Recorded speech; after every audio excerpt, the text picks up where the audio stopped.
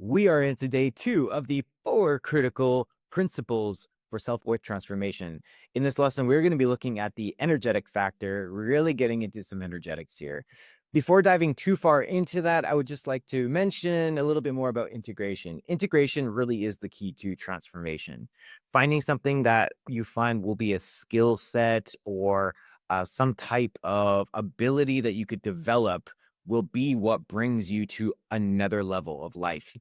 So to this day, I am surprised how many people do not actually integrate, or sometimes they don't even know how to integrate. And so, what does it really mean to integrate? The word to best describe integration is training. Similar to when you train in martial arts in the gym or leveling up skill sets, with martial arts, it's about callousing the body, having that precision, building the muscle and the tone for the body so you could strike with absolute precision. The goal to integration is to physicalize an expression from thought through the voice, through the heart, falling in love, what we're attempting to accomplish. And then, of course, the energetic system, our motivational centers, the nourishment, how we could accomplish those things with the energetics, which we'll be talking about today. And then through emotion and into the physical expression of the body. And finally, to stabilize support for survival. So, really bringing from thought into through the manifestation idea and eventually it can become a very stable support for our survival. And so when you start a new job or career path, there's a learning curve that is expressed and then repeated over and over and over again. And one day you get so good at what you do that it becomes a pattern and less energy is used because the neural pathways are set. So when in a time in your life, did you learn something new that took a long time to get good at? Perhaps playing an instrument or learning code. People that go to school for code go to school for many, many years. And they have to learn the code language and then learn little simple things. And then eventually they get so good where, years may go by and they could build really extensive programming. And also playing an instrument. I personally like piano. I got into it in my early 30s again. I grew up with it a little bit, but piano is so fascinating because it really activates the brain in so many beautiful ways. And it's quite amazing when you pick up an instrument because you could actually get a sense of how it feels to get into integration. Like if you like a song that you really want to play, and then, you get the song, you start learning it at first, you may not be good at it because you have to develop the dexterity of your fingers and the hands and understand rhythm. But over time of learning and conditioning and really conditioning the body and the neural pathways, the connection between the body, the hand, the mind, etc., you really start to get a sense of how long it takes to really get good at something. So for piano, I'm going for my master's. I'm in my grade 10 level right now. And so I'm very close. And at first, when I first started, oh gosh, like even imagining if I could ever get to the higher levels was daunting. But, first we start learning the notes, then there's a major minor relations, and then the intervals. And eventually you start putting it together. Your hands get stronger, all the muscles become a lot more in alignment with your mind. And eventually, over time, you get so well conditioned that now I could just play any scale, anything on the piano with technique, and I'm really good at it. I'm very fast at it.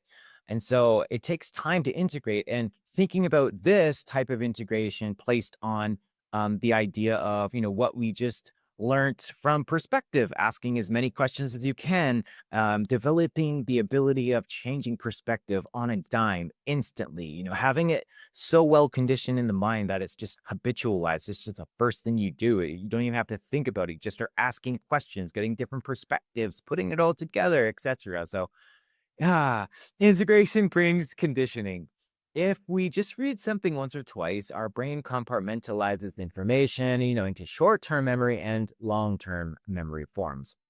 Short-term memory fades very quickly, whereas long-term memory is built through repetition, recall, and application. This allows information to be active in our memory for years. We really want it on the front of our mind where it's just an instant habit. We just get into it, and our life will really start to be supported by that skill we develop. So when we read a book, here's something interesting. Not all this is science backed. After 20 minutes, science has shown we forget 42% of a book after 20 minutes. After one day, 67% is forgotten. And then after approximately 1 week, 75% is forgotten. Time going forward, we slowly forget more and more. The bell curve starts to flatten out. And of course, this is all dependent on relevancy. So information that is not relevant or practice fades rather quickly.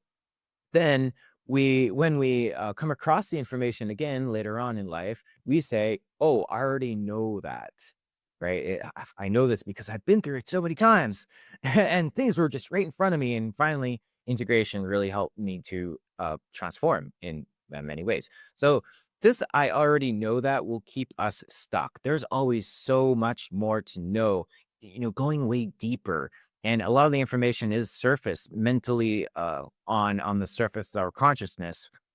Let's say, if I could say that a different way, a lot of information that we read once sticks on the surface. We don't integrate it into the deeper subconscious understanding of it, and so you could go really deep with one concept, integrate it so well. And so the goal is to know it through your expression. Know what it is you're looking to develop, what skill set, and know it through your expression so it becomes a skill set you can habitualize. Integration is to become a Jedi of what you're doing, be able to habitually ask more questions to help bring many more perspectives in. And that was just an example from day one. Have more than enough information so you could choose the best perspective timeline. All right. So this skill is very easy to develop and absolutely powerful with this whole perspective idea. But let's get into now the primary lesson, the influence of energy. Now, again, this is going to be common knowledge, but again, are you using it for your benefit or are you using it against you? So, the body's survival instinct does not like to use up energy. It will go the path of least resistance possible to reserve energy. So, here's a statement from Marcus Rachel. As an energy consumer, the brain is the most expensive organ we carry around with us. While the brain represents just 2% of a person's total body weight, it accounts for 20% of the body's energy use. This is just to maintain the body's average, by the way. If you're looking to change a pattern and create new neural pathways, prepare for a major increase in energy consumption. And it doesn't have to be forever, it could just be for a month or 2 months. If you really want to start a new habit, make sure you input a lot of high quality food. And I'll get into that here shortly. The amount of energy needed will depend entirely on the rate of change. So, the bigger the change, the more energy you'll want to intake. So, plus, we use up to 30% of our body's energy just to digest food, right? So, does it make sense to eat food sources that have high and sustaining output of energy? No, I'm not talking about sugar. I'm talking about real whole foods like fruits and sprouts and high dense nutrient foods, fresh foods that you could pick. Or does it make sense to eat food with low to no output of energy? I'm talking about crackers, box food, cereals, and little to no life force. Things that just have no electromagnetic life force. It's all depleted, and you're just eating, the matter aspect. But when you have the electromagnetic life force in it, that's like high end power. And so, if we're using up to 30% of our body's energy just to digest food, are we really getting the most return? And this is the big question. How much return are you wanting to get? And so, failure, there we go. Failure to increase energy intake while starting a new habit will cause the body to resist and rebel. You simply won't feel like it. The less energy we have, the more we will fall back into our already established habits because those neural pathways are already set and our brain doesn't have to use as much energy. It'll just go to the pathways that are already set and it's less energy. So let me ask you a simple question. When you feel good and have an excess amount of energy, do you find it easier to be spontaneous, to start something new, or take actions you normally wouldn't take when you feel a bit off or tired?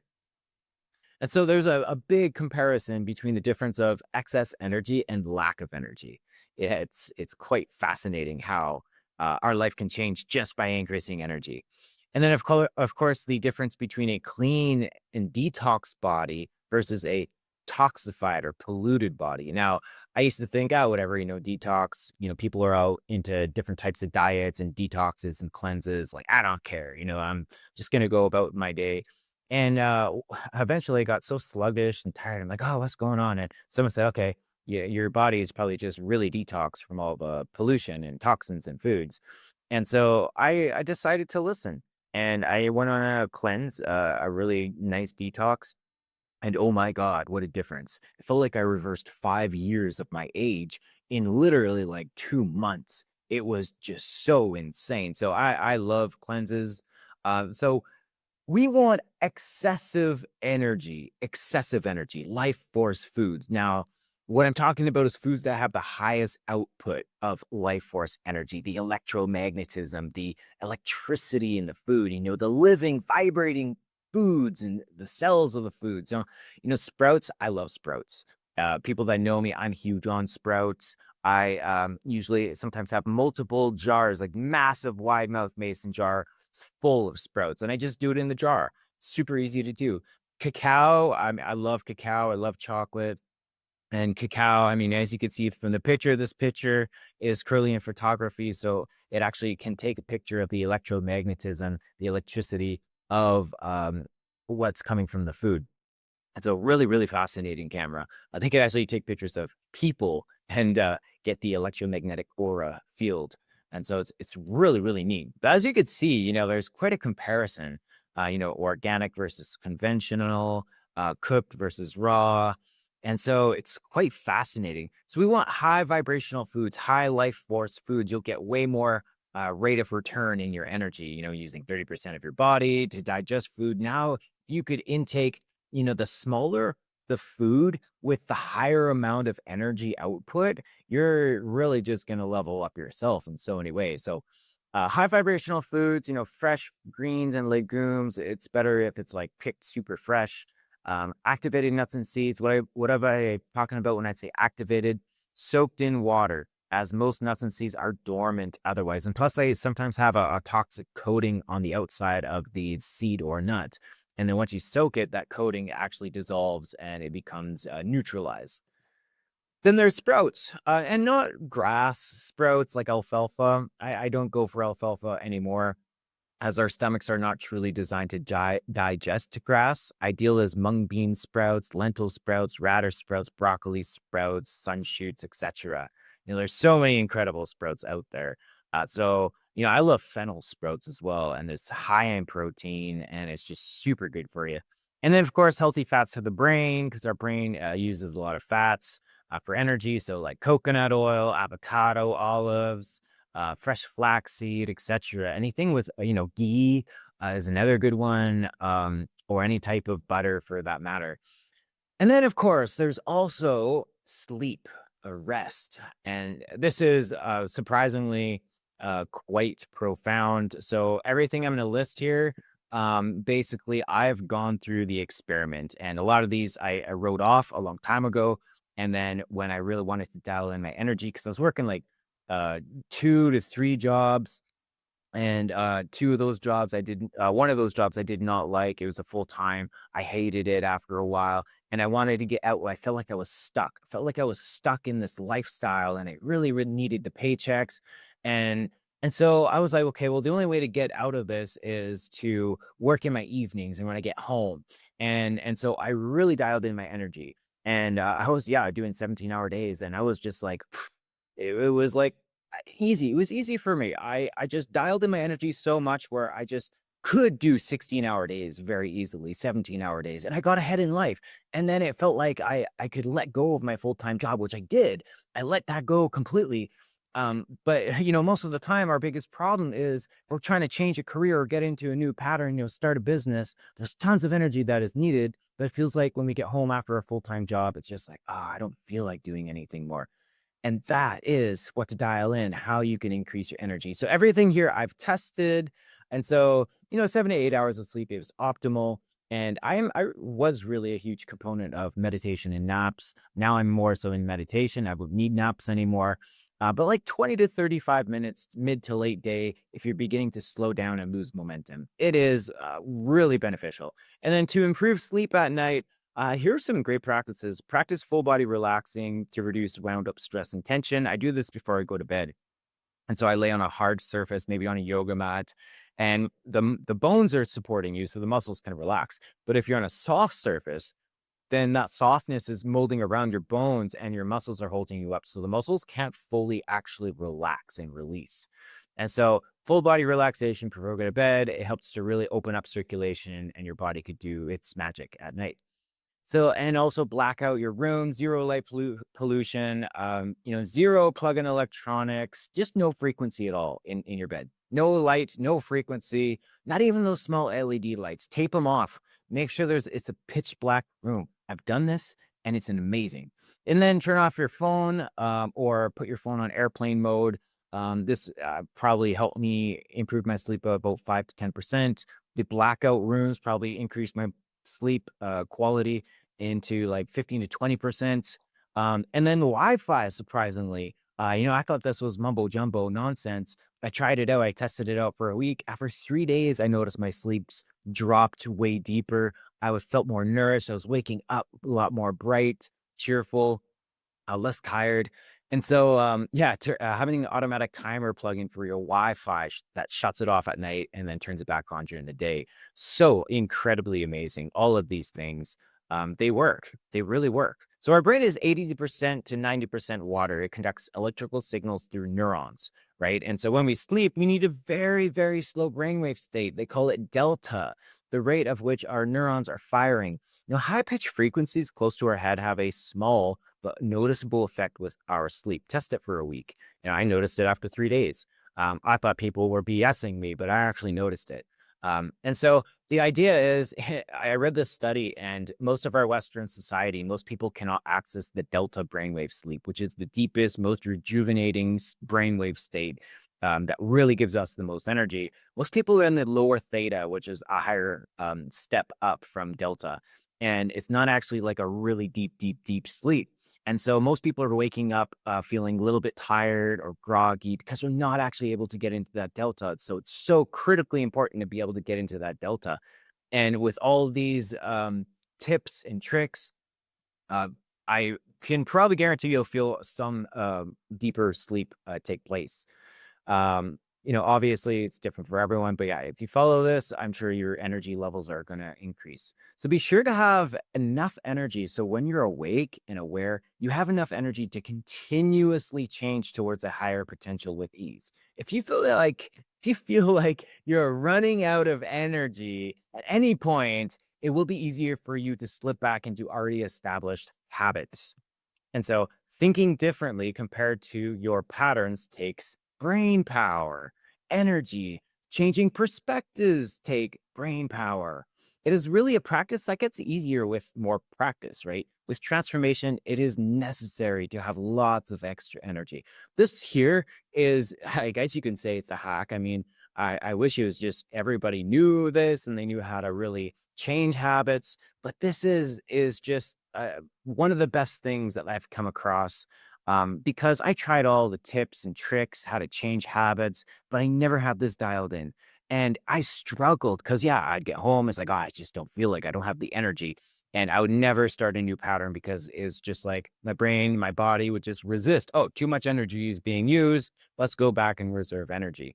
But then as soon as I changed all this, wow, it was amazing. It was amazing. So what you get by achieving your goals is not as important as who you become by achieving your goals.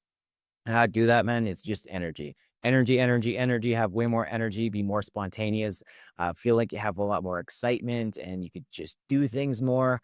And so the loss of energy, if the brain represents just 2% of a person's total body weight, but accounts for 20% of the body's energy use, how many thoughts do we have in a day, right?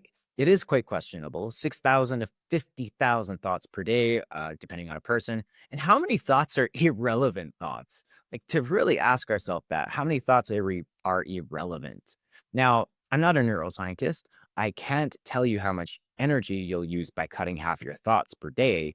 But from experience, having excess thoughts is a drain on my energy. I noticed it. Um, Now, also, when you don't have as many thoughts, you're way more mindful. And mindfulness feels a lot more energizing with immense presence. You just feel like you're embodied. It feels like you don't have to think as much because you're just noticing things more with more awareness. And I even noticed energy increase just by, reducing my thoughts. So where I'm going with this is finding a way to turn the things you do into a form of meditation will benefit you. So just being fully present with what you do. I had some friends that said, snowboarding or skiing is a form of my meditation. I'm like, yes, absolutely. If you don't have any thoughts and you're right into it and you're in a flow state and you're just aware of everything, absolutely. So, like, meditation can be even in your work, just being super focused and in flow of what you're doing. Meditation really is simple. And I really want to debunk that a little bit because most people say, I can't meditate. I've tried, but it's not for me. And really want to simplify it. Your attention is based on how you condition it. That's it. That's it. Your attention is based on how you condition it. So, if you condition your attention to be short term, and there's a lot of things in society that make our attention short term, for example, social media, multitasking, the constant grab for attention and marketing, and the busyness of life. And over time, if we're always bouncing our mind and we're kind of cutting our attention span shorter and shorter, eventually that's just going to be our base. We're going to condition our attention to be short term, and that's going to be our effortless average. It's like when we let go of that conditioning, everything we do will be probably short term attention.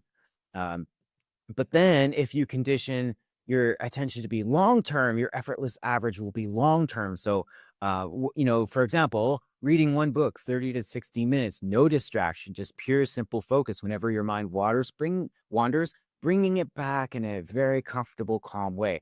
Focusing on your breath for a designated amount of time, 30 to 60 minutes, just being in the moment with what you're doing. If you can condition your mind to be a longer attention span, when you let go of that and you just go about your day, you'll just notice that, hey, my attention is actually staying with what I'm attempting to do. So your attention is really based on how you condition it. Oh, I already went through this. There we go. Oh, and that is it for this lesson. All right. Hope you enjoyed it. Bye for now.